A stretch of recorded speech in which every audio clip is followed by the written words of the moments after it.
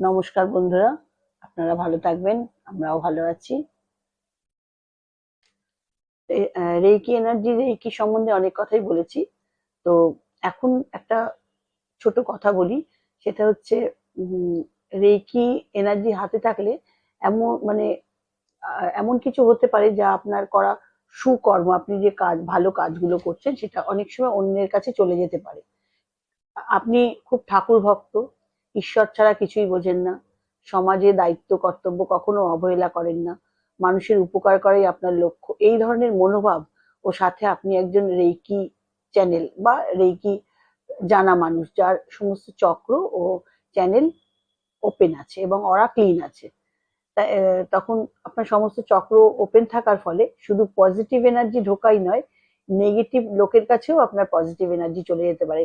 আর আপনার সেই, যেমন ধরুন আপনি খুব সৎ ও সাত্ত্বিক মানুষ এবং কোনো একটি ভালো কাজ করার জন্য আপনি অনেক কষ্টের রোজগারের টাকা কাউকে বুদ্ধিভ্রমের ফলে বিশ্বাস ও আশা নিয়ে দিয়ে ফেলেছেন, এবং তার কষ্ট দেখে বা তার কোনো প্রবলেম দেখে আপনি দিতে বাধ্য হয়েছেন, এবং আপনি জেনে গেছেন পরে যে তিনি একজন চিটার, ডাকাতও বলতে পারেন। তখন আপনি, যখনই আপনি ঈশ্বরকে ডাকেন তখনই আপনি কি করেন, এতগুলো টাকা আপনার চলে গেছে, আপনি তখন প্রে করেন যেন অমুক লোকটি আপনার কষ্টের টাকা দিয়ে যান। মন প্রাণ ভক্তি সব দিয়ে আপনি এই এক ভাবনায় অবিচল থাকেন, এবং এটাই খুব স্বাভাবিক। যার টাকা চলে গেছে সেই বোঝে যে এটা কতটা স্বাভাবিক।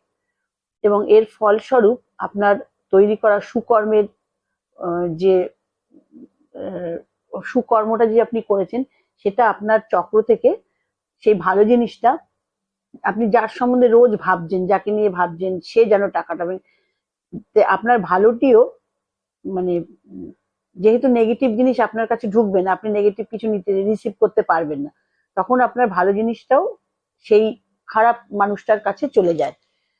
এবং তার সঙ্গে ভাগ্য, আপনার সঙ্গে তার ভাগ্যটা জড়িয়ে গিয়ে সে মনে করে বোধহয় সে খুব ভালো আছে এবং ভালো থাকবে, কারণ তার শিক্ষা দীক্ষায় কর্মফল বলে কিছু জানার কথা নয়, সে জানেনও না। সেই জন্য সবসময় যেটা ভাবা উচিত নয় সেটা কখনোই না ভাববার চেষ্টা করবেন। এবং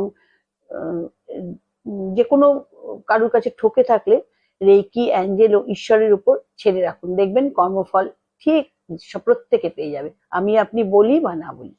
নমস্কার, ভালো থাকবেন।